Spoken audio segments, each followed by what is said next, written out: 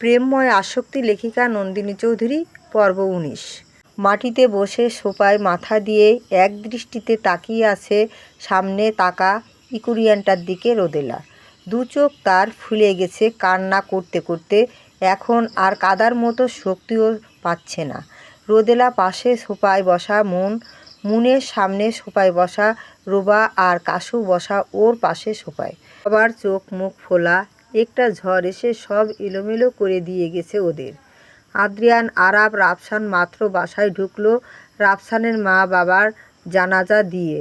হ্যাঁ, চলে গেছে রাফসান আর রোদেলাকে অনাথ করে ওদের মা বাবা না ফেরার দেশে।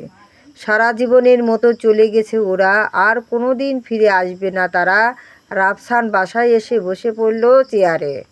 রাফসানকে এতটা ভেঙে পড়তে দেখে মন ভিতরে ভিতরে খুব কষ্ট পাচ্ছে। আদ্রিয়ান রোদেলার মাথার পাশে বসলো। রোদেলার কোনো রেসপন্স নেই। আরাব এসে রুবার পাশে বসলো। সবাই এই শোকটা মানতে পারছে না, সব কেমন এলোমেলো হয়ে গেছে তাদের। রাফসান সকালে যখন ফোন রিসিভ করে তখন ওদের পাশের বাসায় লোকেরা জানায় ওদের মা বাবা ঘরে পড়ে আছে মৃত অবস্থায়। রাফসান সেটা শুনে যত তাড়াতাড়ি পেরেছে সবাইকে নিয়ে এমার্জেন্সি ফ্লাইটে সিলেট গেছে। বাসায় পৌঁছে ওরা ওদের মা বাবার লাশ ছাড়া কিছুই পায় না। রোদেলা ওর বাবার নিথর দেহটা ধরে একটা গগন ফোটানো চিৎকার দিয়ে ওইখানেই জ্ঞান হারায়। রাফসানের চোখ দিয়ে পানি পড়ছে, তারা আসতে বড্ড দেরি করে ফেলেছে। বিকেলে তাদের জানাজা সম্পূর্ণ হয়। রোদেলার জ্ঞান ফিরে বিকালের আগেই শেষবারের মতো মা বাবাকে দেখিয়ে আনা হয় ওকে। তারপর থেকে এই মাটিতেই বসে আছে ও। মন উঠে রাফসানের কাছে যায়, রাফসানের কাঁধে হাত রেখে বলে, মন শোনো, সেই সকাল থেকে তোমরা না খাওয়া কিছু একটু খেয়ে নাও। রাফসান, আমার ইচ্ছে নেই। তুমি রোদেলা, আদ্রিয়ান আর বাকিদের খাবার দাও। মন, ওরাও কেউ খাবে না বলেছে। রাফসান, তাহলে রোদেলা আর আদ্রিয়ানকেও দাও। মন, আচ্ছা। মন চীনেতে যেতে নিলে আদ্রিয়ান বলে, আদ্রিয়ান, কোথায় যাচ্ছেন ভাবি? মন, আপনাদের জন্য কিছু খাবার বানাতে। সেই সকাল থেকে না খাওয়া আপনারা। আদ্রিয়ান, তার কোনো দরকার নেই, আমি বাইরে অর্ডার দিচ্ছি, হয়তো কিছু সময়ের মাঝে চলে আসবে। আপনি রাফসানের কাছে থাকুন, আমি রোদেলাকে নিয়ে রুমে যাচ্ছি। মন, আচ্ছা ঠিক আছে ভাইয়া। রোদেলা সোফায় ওভাবে মাথা ঠেকিয়ে ঘুমিয়ে গেছে। আদ্রিয়ান ওকে কোলে করে রুমের দিকে অগ্রসর হয়। রুবা উঠে ওর রুমে যায়, যাওয়ার আগে আরাবকে একটা রুমে নিয়ে আসে। কাশুও উঠে রুমে চলে যায়। মন আবার আস্তে করে রাফসানের পাশে চেয়ারে টেনে বসে। রাফসানের কাঁধে আবার হাত রাখতেই রাফসান মনকে জড়িয়ে ধরে হাউমাউ করে কান্না করতে থাকে। এতটা সময় খুব কষ্টে কান্না দমিয়ে রেখেছে রাফসান, এখন যেন আর পারছে না আটকাতে। তাই তো তার প্রেয়সীর বাহু ডোরে হাউমাউ করে কাঁদছে। রাফসান খুব ভালোবাসে তার বাবা মাকে, তাদের এই অকাল মৃত্যুতে পারছেন না রাফসান। রাফসান পুলিশের কাছে গিয়েছিল মজা করে আসার সময়, কিন্তু পুলিশ জানিয়েছে বিনা কোনো প্রমাণে তারা কোনো কেস লিখবে না, কারণ রাফসানের মা বাবার শরীরে কোনো ক্ষত বিক্ষত হবার চিহ্ন ছিল না। তাই এটা যে নাকি নরমাল ড্রাগ বোঝা যাচ্ছে না। রাফসানের প্রতিবেশী যারা ফোন করেছিল তারা জানায় রোজকারের মতো সে রাফসানের বাবার সাথে বাজারে যাচ্ছে বলে এসেছিল, কিন্তু অনেকক্ষণ দরজায় বেল দেওয়ার পরেও যখন তারা দরজা খুলছিল না, তখন সে তার ছেলেদের দিয়ে দরজা ভাঙার আর দেখে রোদেলা বাবা সোফায় পড়ে আছে আর রোদেলার মা মাটিতে। তারা এটা দেখার সঙ্গে সঙ্গে তাদের পালস চেক করে দেখে তারা আর নেই। তারপরেই তারা রাফসানকে কল করে। রাফসানের মাথার হাত বুলিয়ে দিচ্ছে মন, চোখের পানিতে তার চোখ আটকে আসছে। কিন্তু সবাই একসাথে কাঁদলে সান্ত্বনা দেবে কে কাকে? মন রাফসানকে শান্ত করার চেষ্টা করছে। অনেকটা সময় পর রাফসান শান্ত হলো। এবার একদম চুপ করে মনকে জড়িয়ে ধরে বসে আছে সে। আদ্রিয়ান রোদেলাকে রুমে এনে বিছানায় শুইয়ে দেয়। তারপর গিয়ে ফ্রেশ হয়ে এসে রোদেলার পাশে বসে। পকেট থেকে ফোন বের করে কল লাগায় সাইমনকে, ওদের সব জানায়, তারপর ওদিকে খেয়াল রাখতে বলে কল কাটে। আদ্রিয়ান রোদেলার হাত ধরে বসে আছে। কিছু সময়ের ব্যবধানে মেয়েটা একদম নেতিয়ে গেছে।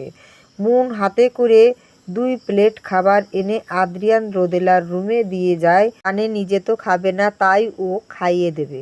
আদ্রিয়ান রোদেলাকে আস্তে করে ডাকতে লাগলো, আদ্রিয়ান, রোদেলা, রোদেলা ওঠো, একটু কিছু খেয়ে নেও রোদেলা। রোদেলা কপাল কুঁচকে বলে,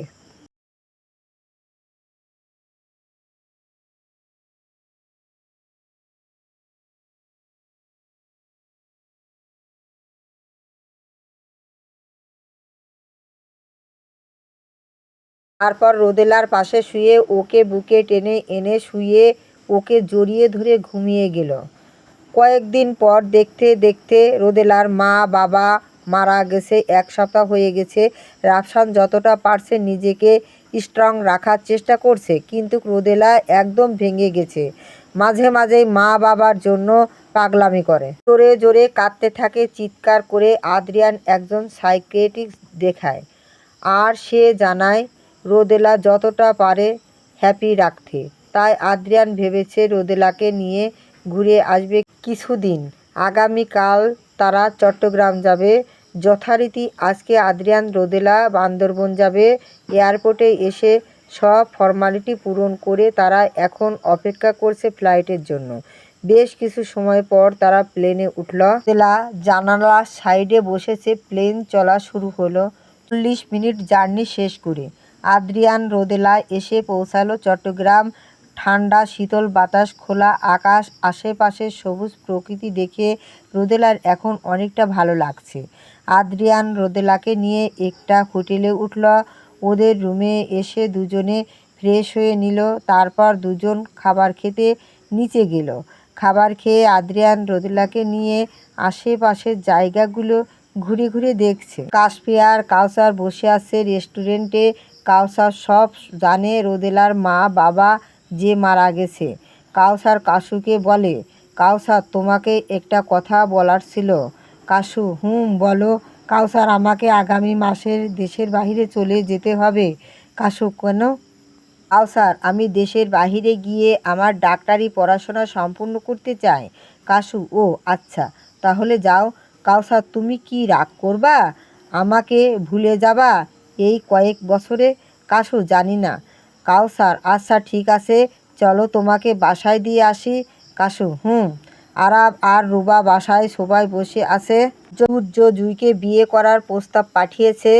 এখন আরাব জুঁইয়ের বিয়ের ব্যাপারে ভাবছে। আরাব, ভাবছি আদ্রিয়ান বান্দরবন থেকে আসলে জুঁইয়ের বিয়েটা দিয়ে দিব।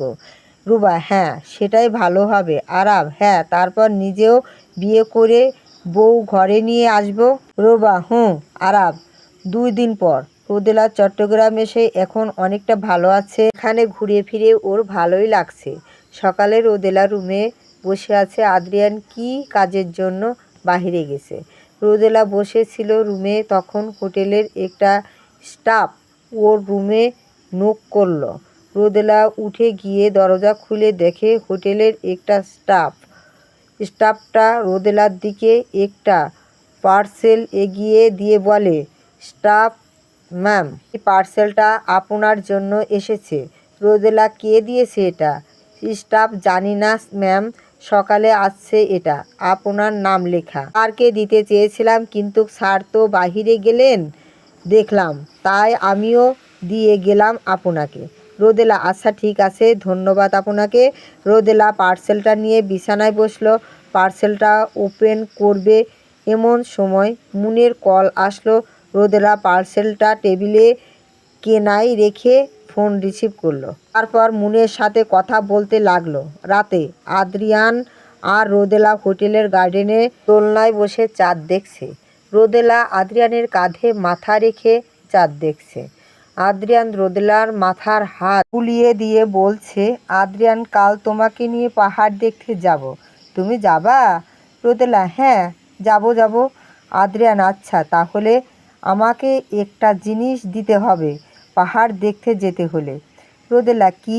আদ্রিয়ান, তোমাকে ভালোবাসতে দিতে হবে। রোদেলা। আদ্রিয়ান রোদেলার চুপ করে থাকাটা সম্মতি বুঝল। আদ্রিয়ান রোদেলাকে কোলে তুলে নিল।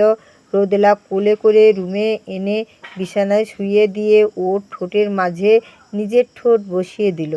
তারপর আস্তে আস্তে মিশে যেতে লাগলো রোদেলার মাঝে, আসক্ত হয়ে যেতে থাকে। আবার আজকেই রাতে তারা দুজন। রুবা নাস্তা বানাচ্ছে। রুবার মনকে কেমন চিন্তিত লাগছে। রুবা মনকে বলে, রুবা, কিরে, তোকে এমন চিন্তিত লাগছে কেন? মন, জানি না রে, আজ সকাল থেকে মনটা কেমন কু ডাকছে। মনে হচ্ছে খারাপ কিছু হতে চলেছে। রুবা, আমরা আজ কেমন জানি সে মনটা, বড় কোনো বিপদ আসছে সামনে এমন মনে হচ্ছে। আল্লাহ করুক এমন কিছু না হয়। সেটাই যেন হয়। আদ্রিতা অনেক কষ্টে ওর চাচার খোঁজ পেয়েছে। একমাত্র ওর চাচা বলতে পারবে ওর ভাই কোথায় আছে, বেঁচে আছে নাকি নেই। আদ্রিতা সকাল হতেই আদনানকে নিয়ে বেরিয়ে পড়েছে ওর চাচার হাবিবের বাসায় যাওয়ার জন্য। আজ ও সব প্রশ্নের উত্তর পাবে, এই আশা আজ ওর মনে। রোদেলা আর আদ্রিয়ান বান্দরবনে যাচ্ছে পাহাড় দেখতে। রোদেলার মনটা আজ কেন জানি খুব বিষণ্ণতাময়। আদ্রিয়ান জিনিসটা খেয়াল করেছে। আদ্রিয়ান রোদেলার হাতের উপর হাত রেখে জিজ্ঞেস করে, আদ্রিয়ান, কি হয়েছে তোমার? রোদেলা আদ্রিয়ানের প্রশ্নের কোনো জবাব দেয় না, উল্টা আদ্রিয়ানকে খুব শক্ত করে জড়িয়ে ধরে যেন ছেড়ে দিলেই আদ্রিয়ান চলে যাবে। আদ্রিয়ান ও রোদেলাকে শক্ত করে জড়িয়ে ধরে। গাড়ি চলছে আপন গতিতে। রোদেলা আদ্রিয়ানকে জড়িয়ে ধরে কিছু একটা ভাবছে। ভাবতেই চোখের কোণে পানি এসে গেছে। রোদেলা আপন মনেই বলতে থাকে, কিছু জিনিস আমাদের না চাইলেও হারাতে হয়, কিছু মানুষকে না চাইলেও সরিয়ে দিতে হয়।